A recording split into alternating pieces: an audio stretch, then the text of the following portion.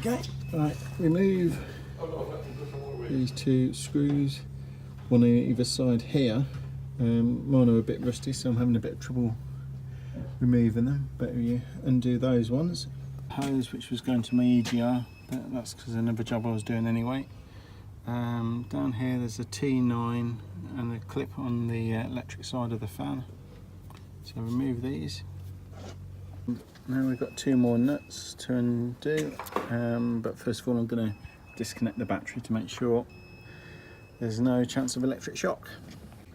Adjusting the position of the power steering pipe.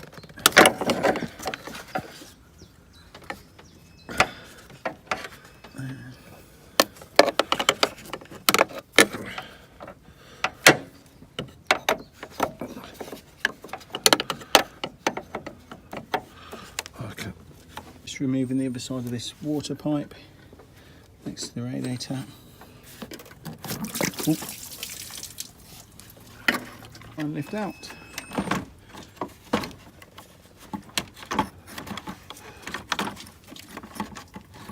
Is it caught on the hose at the bottom? No, it's caught on here, I think.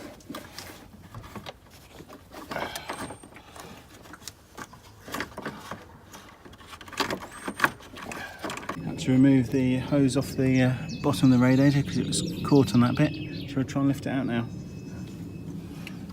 Let's see if it can wiggle it out now.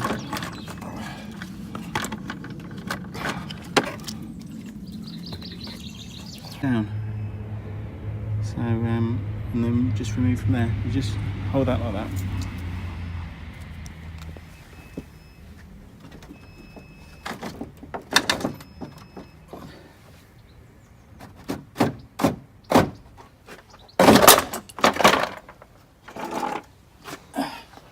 And removed.